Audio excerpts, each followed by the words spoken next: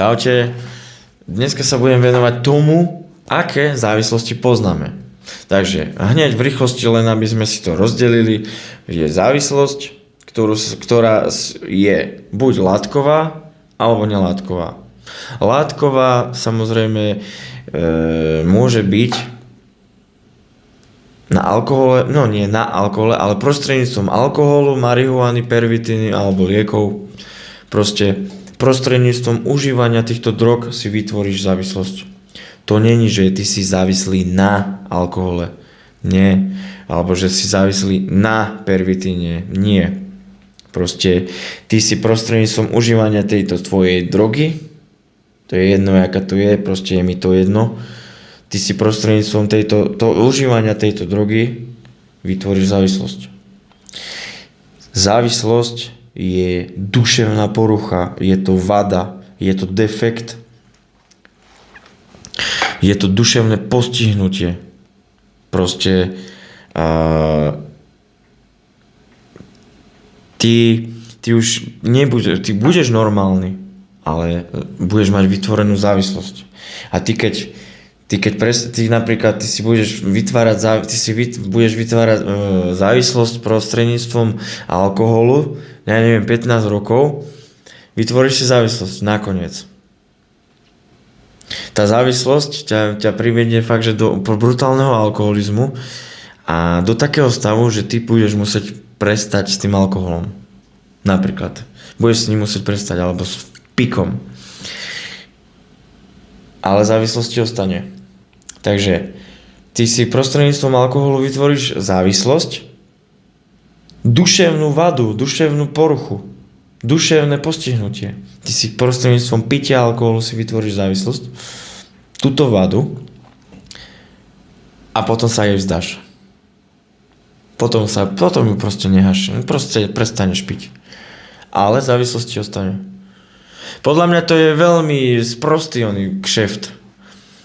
Proste užívať si, popiť si a mať dobrý stav, proste mať dobrú náladu s kamarátmi a mať kvôli tomu duševnú poruchu. To je podľa mňa chore. Proste keď niekto vedome robí určité kroky vedome k tomu, aby bol duševne chorý, tak podľa mňa k tomu, aby takto kráčal, mu napomáha samotná droga. Lebo ja verím tomu, že ty keby teraz vysadíš alkohol na týždeň, na 2, tak proste začneš úplne inak uvažovať nad alkoholom. Jasné, že ti budú chýbať tie stavy, veď každý by sa chcel úplne smiať, jak priblblý. Proste je to proste smutné, je to choré, proste robia to normálne dospelí ľudia, otcovia robia to normálne, proste chlapi, ktorí by mali byť normálne, ktorí by mali byť vzory. Vzor pre mladého. Lenže ten mladý si povie, až tak pozri sa na môjho otca. Takže ten chlap, proste to je celé egoistické, je to egoistické, len ja, proste ja mám nejakú ženu, nech sa stará, neviem čo, ja som si už svoje odrobil, proste tebe ostane táto závislosť, ty so všetkým prestaneš, samozrejme, začneš to riešiť, prestaneš s tým, až keď je neskoro, lebo ty keď máš závislosť, tak to už je zle. A tá závislosť sa ti môže začať premietať napríklad do nelátkových vecí. A to môžu byť porno, tak to proste si honkaš. Môže to byť porno, to je fakt, že púdová záležitosť. Potom to môže byť nejaké stavkovanie, nejaké zápasy, proste športka, typos, čo ja viem, zoškrabávanie tých losov, hry,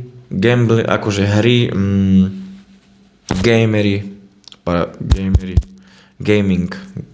A potom samozrejme gamblery, proste capať takto automat celú noc.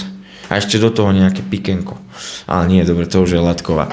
Dobre, takže ty si vytvoríš závislosť a tá sa ti môže preniesť potom do čohokoľvek. Pretože všetky ostatné veci, všetky ostatné činnosti sú nelátkové. Nelátkové návyky, nelátkové zlozvyky a potom ku koncu nelátkové závislosti. Že ty už keď tú závislosť máš, tak už je len otázka, že kde sa ti usadí, v čom.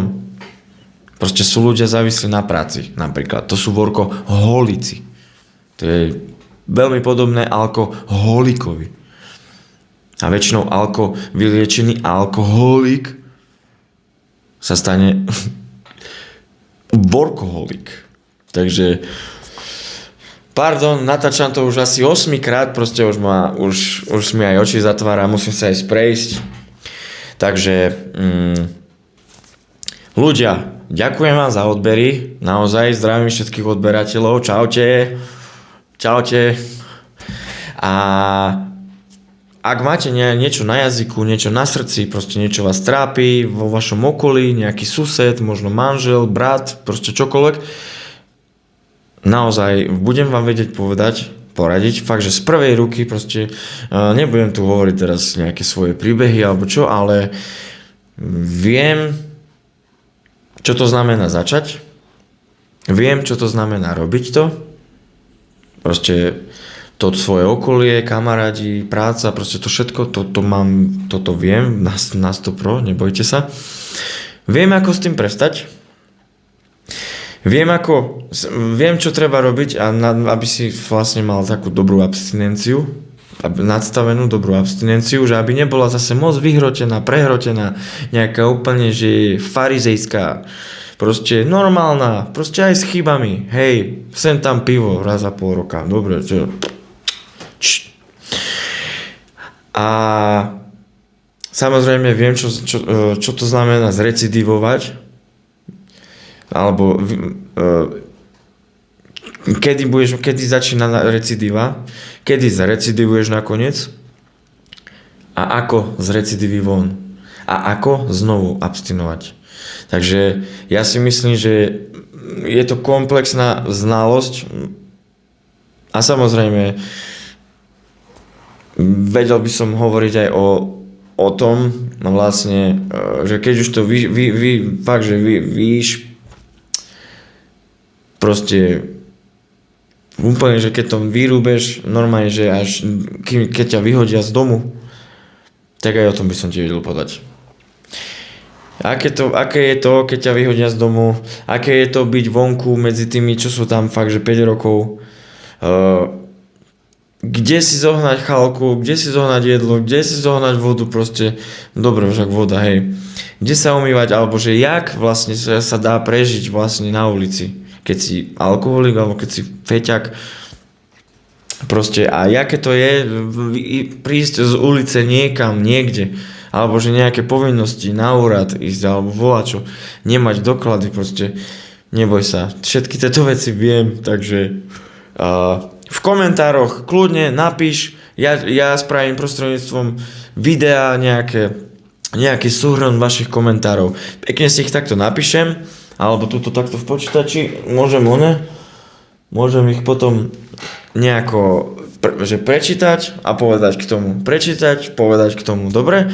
Takže sme dohodnutí a ľudia, neviem, ak si nový na tomto kanále a ak ťa zaujímajú proste takéto, jak by som to povedal, takéto autentické výstrelky, tak daj odber, samozrejme odber, to musíš proste odoberať, chápeš? Aby ti cinkali vždycky všetky nové veci. A like. Takto vyzeralo, že like.